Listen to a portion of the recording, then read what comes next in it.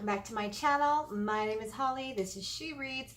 You are in the middle of Hollyween, and today I have some Halloween book recommendations for you.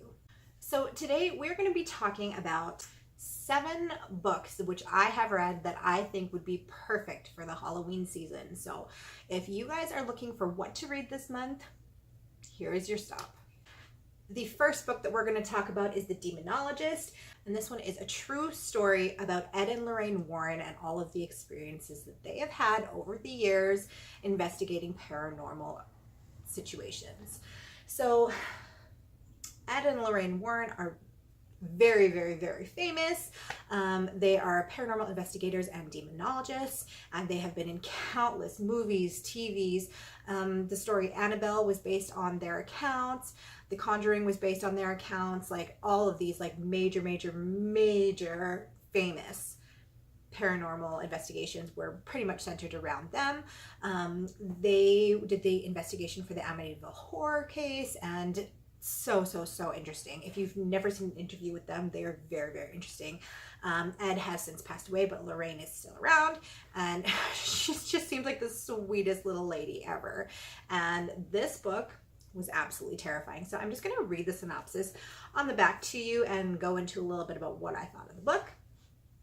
So it says, for over 5 decades, Ed and Lorraine Warren have been considered America's foremost experts on demonology and exorcism. With over 3,000 investigations to their credit, they reveal what actually breaks the peace in haunted houses. Expertly written by Gerald Daniel Brittle, a nonfiction writer with advanced degrees in literature and psychology specializing in mystical theology.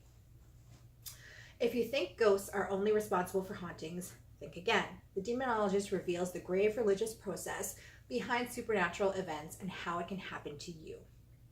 Over 20 years in print, here is the original uncut version of this classic text. So this one was super creepy. I read this a few years ago, and this basically just goes through different cases that they investigated.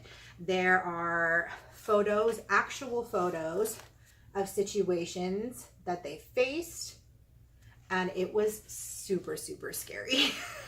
So don't read this. This is not a book for the faint of heart. This one is really scary. It's about true accounts. I mean, if you believe in this sort of thing, this is marketed as a nonfiction book. I believe in that sort of thing, so I believe that these stories are true. But I mean, if you don't, then read it just for a good scare. Like, it's still going to be scary. Yeah, I definitely recommend this one. So creepy. The next book that I want to recommend to you guys for Halloween is The Diary of Jack the Ripper, The Discovery, The Investigation, and The Debate. So this book is actually the diary of Jack the Ripper. So it claims to be. This is basically pointing out who Jack the Ripper could actually be. They found this diary. It seems to be the diary of the real Jack the Ripper. In which case points to the identity of him being James Maybrick, who was, I believe, a cotton merchant. It was a few months ago that I read this, so I'm not sure exactly all the details, but basically it goes through and it shows you the actual diary. So the book is the actual diary, and it even has this big chapter in here which shows you pictures of the actual diary, so you can read it in that format, or you can read it. It's a little bit hard to read. His handwriting's a little bit difficult to decipher. So they have it all deciphered here, and you can read it there. So this is the actual diary of Jack the Ripper. It kind of goes into his crimes, how he committed them, why he committed them, how he felt after he committed them. It's very eerie. It's really creepy. If you are interested in serial killers, I definitely recommend picking this one up. It is just so interesting. This has not been 100% authenticated, so it is kind of up for debate whether or not this really is the diary of Jack the Ripper, but after reading it, I think it is. The next book is The Bazaar of Bad Dreams by Stephen King, and this is a collection of short stories.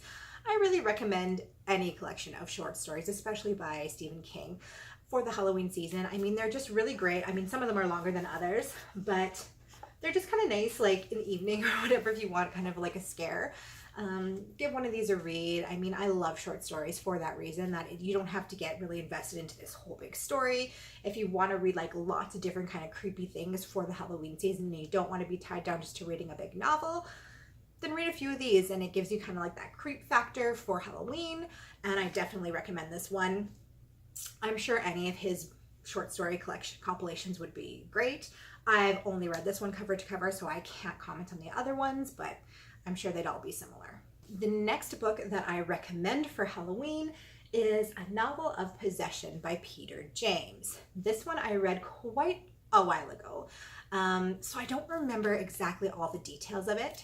So let's just go in and read the synopsis of this. It says, Fabian Hightower stands at his mother's bedside. Go back to sleep, Mum, he says. And she does, smiling in anticipation of the time they'll spend together in the morning. But that morning never comes. Instead, Alex Hightower wakes to the news that her only son was killed in a head-on automobile accident while driving home from a school vacation in France. At first, Alex is confused and uneasily tries to convince herself that Fabian's appearance was merely a dream or perhaps a premonition. But then strange events start to occur. The words, "Help me, Mother," flash across her computer screen. Fabian's face suddenly appears on newly developed photographs. Odd noises and smells invade her house. Objects move by themselves. Frightened, she turns to Fabian's best friend for help, a cold and distant stranger who hints about a Fabian bearing no resemblance to the son that she thought she knew. Finally, in desperation, she consults a medium. Shaken, he tells her, Fabian wants to come back. Now, haunted by Fabian's pleas at every turn, Alex is consumed by her harrowing search for answers. As she unearths the terrifying secrets of her son's bizarre past, she comes to realize that her own safety and even her life are in jeopardy. While there's still time, she must free herself from Fabian's spirit before it takes possession of her own. So I remember being thoroughly creeped out by this one. It is a story about possession. Obviously, it's called Possession. But I really, really enjoyed this one. I haven't read it in a few years, so I'm a little bit fuzzy on all the details. So I can't really go into more details other than reading you the jacket. But this is one that I think I might actually end up rereading sometime this month because it was really spooky. I loved it. I gave it a 5 out of 5. And I definitely recommend it to you as well. The next book we're going to talk about is The Forbidden by F.R. Tallis, and I did a review for this one on my channel a while ago, a couple of months ago, and it was a completely spoiler-free review. I didn't go into too much details on it because I don't think this book is that popular, so I don't think too many people have read it, but you should. You absolutely should. It was really, really creepy. Basically, this man is a doctor in I think it's the 18th century, and he's doing all these experiments, trying to further along medical wisdom. And he ends up doing this experiment with his partner where he dies, and he's supposed to die, but the experiment is to try to bring him back to life. So they're trying to develop those heart chakra things that kind of shock you back to life. So that's what they're working on, and it does work. But once this man dies, he goes to hell, and something follows him back from hell once he gets resuscitated. So it's very, very creepy. It's really well written. It's really well done. And definitely check out my review if you'd like to hear a little bit more about it. I will leave it linked in the comment box, in the description box below. But I definitely recommend this one. It is creepy for sure. The next book is The Cult on Fog Island by Marriott Lindstein, and I also did a book review for this one about maybe 2 months ago, maybe a month ago. And this one I really enjoyed as well. I will also leave that review in the description box below. But it says, when Sophia meets Franz, the handsome, charming leader of a mysterious New Age movement, she's dazzled. Encouraged to visit his headquarters on Fog Island, Sophia is struck by the beautiful mansion by the sea, the gardens, and the sense of peace. But as summer gives way to winter and the dense fog from which the island draws its name sets in, all contact with the mainland is severed. No phones are allowed. Electric fences surround the ground. And Sophia begins to realize no one ever leaves Fog Island. So this girl gets herself trapped into a cult. She can't leave it. It's scary. The owner, or I guess the leader of the cult, is terrifying. Like, he just gets more and more scary, more and more unpredictable as time goes on, and she needs to try to find a way to escape. And the last book that I have for you guys today is Mother Mother by Corinne Zalkas.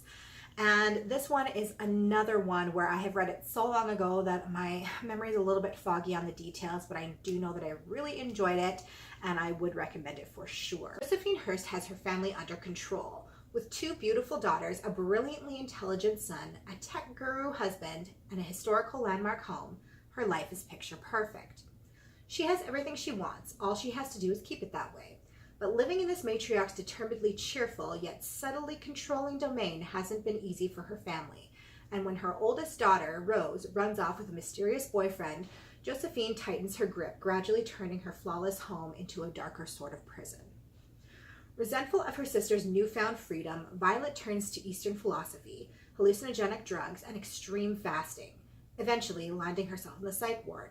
Meanwhile, her brother, Will, shrinks further into a world of self-doubt.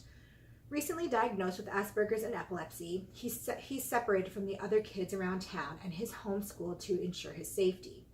Their father, Douglas, finds resolve in the bottom of the bottle, an addict craving his own chance to escape. Josephine struggles to maintain the family's impeccable facade, but when a violent incident leads to a visit from Child Protective Services, the truth about the hearse might finally be revealed. So as you can imagine, this one is about a crazy mom, and all I do believe that I remember the ending, which of course I'm not going to tell you, but it's scary, and this woman is absolutely insane. And she's very, very scary. So I definitely recommend this one. A little bit more of a thriller aspect than the other ones. Some of the other ones were a little bit more paranormal. This one's a little bit more thriller. Well, you guys, those are the books that I recommend for the Halloween season. Let me know if you decide to pick any of them up, or if you have read them in the past, let me know what your thoughts on them were. I hope I gave you some inspiration. I hope you found something in that list that intrigues you, and I really hope you give at least one of them a chance this season. I hope you guys are having an awesome day. I will see you tomorrow in the next Hollyween video. Bye!